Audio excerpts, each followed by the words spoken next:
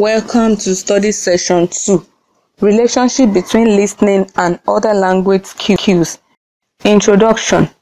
During the last session, we examined listening as an art and appreciated its importance and values. In this session, you will be discussing the other language cues that enhance learning. You will be exploring how these cues work hand in hand with listening, learning outcomes. When you have studied this session, you should be able to 1. Outline the language cues. 2. Analyze the relationship between the speaking skill and the listening skill.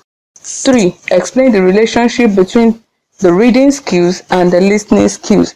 4. Discuss the relationship between the writing skills and the listening skills. And 5. Analyze the interrelationship between the 5 language skills, language communication skills, and learning process. There are 5 language skills in the learning process. These are thinking and speaking, thinking and reading, thinking and writing, thinking and listening. No successful listener can take place if someone has no reasoning faculty. We often employ substantial amount of thinking when we listen to our teachers. Even modern days computers are now regarded as thinking machines. Comprehension, which is basic to listening or reading or speaking or writing, is a product of cognitive and affective process which has their roots in thinking. We have written so much on thinking because you may be surprised seeing it listed as a language skill. You will read more on the subject as we proceed in our discussion. The speaking skills and its relationship with the listening skills. Speaking is the art of initiating the interpersonal communication process. By this, we mean the process whereby a person thinks of some ideas, encodes the message, puts it across to the listener using a grid symbol. You can now see that what one transmits or pass across as a speaker using either words or gesture or facial expression means little or nothing until it is received and responded to by the listener. In other words, the listener holds the key to the speaker's success.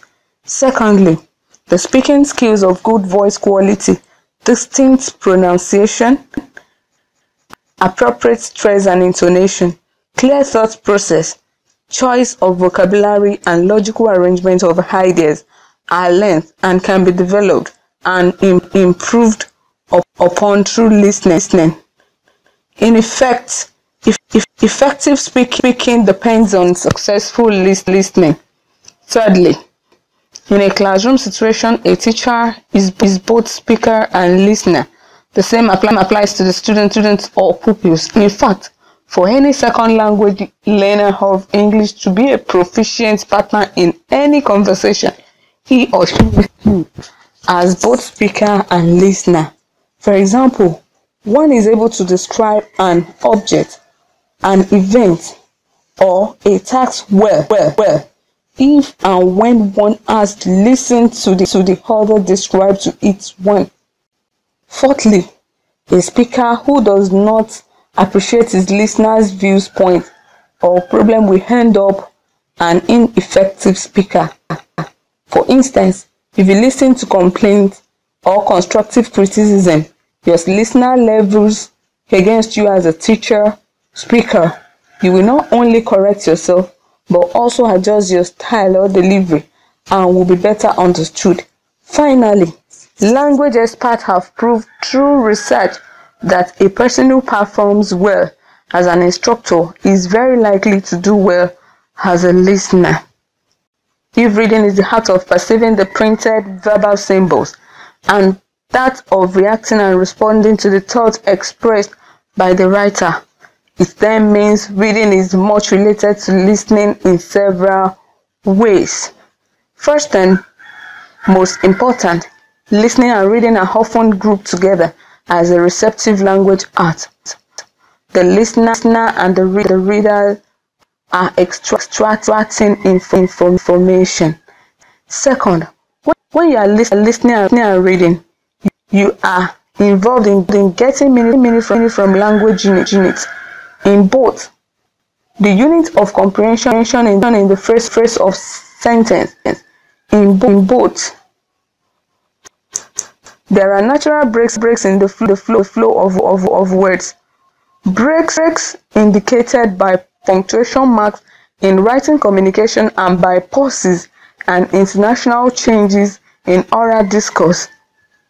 Also, in both, words are important entitles and that their meaning or meanings are crucial to what one reads or listens to. Third, comprehension is basic to reading and listening. According to Tonight, 1917, reading is thinking. Moreover, the act of comprehending what one reads or listens to includes correct interpretation and critical analysis of points raised by the writer or speaker. In both too, there are active responses. Fourth, listening activities often come before reading. One helps the other in that a story read makes more sense and meaning when it had earlier been listened to. Fifth, both listening and reading need linguistic and non-linguistic cues and skills for effectiveness. For example, the inclusion of graphics aid in form of tables, graphs, charts, maps, etc. assists comprehension of the printed material you read. Similarly, gestures, facial expression, body movement, and other paralinguistic cues enhance comprehension of oral communication.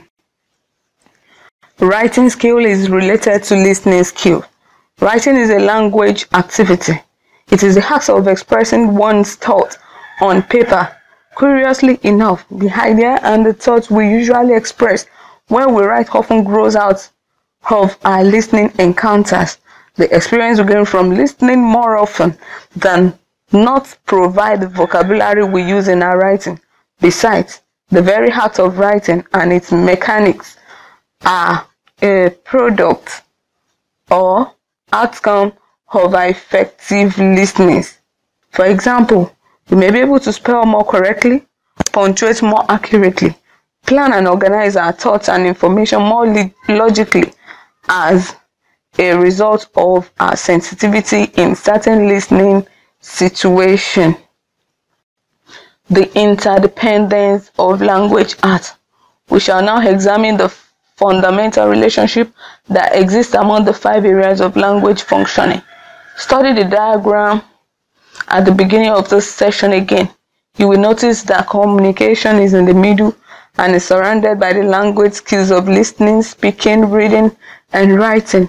A close study of the diagram reveals that communication is a continuum, a process. It does not start somewhere and end somewhere. The arrow shows this by pointing both ways. In addition, each of the language skills is connected by arrows, thus forming a circle. Notice also how thinking co-occurs with listening, speaking, reading, and writing. This simply means that each of those activities is propelled and sustained by thinking. In other words, listening involves as much thinking as speaking or writing or reading does. Therefore, we do a lot of thinking whether we are expressing ideas, speaking and writing, or receiving ideas, listening and reading. Language arts and the learning process. There are many important lessons to be learned from the interdependence and interrelationship of language art. The first lesson is that the positive correlation among thinking, speaking, listening, reading, and writing has helped learning immensely. For instance, the series of oral language activities at the primary, secondary, and tertiary level paved the way for future expressive activities. The speaking and listening, which are done in the classroom while teaching and learning the subjects on the curriculum, provide basis for the successful carrying out of the reading and writing assignments later. Study session summary. In this study session, you have been taught how the 5 language skills of thinking, listening, speaking, Reading and writing are interrelated and are important to the learning process. End of study session 2. Thanks for listening.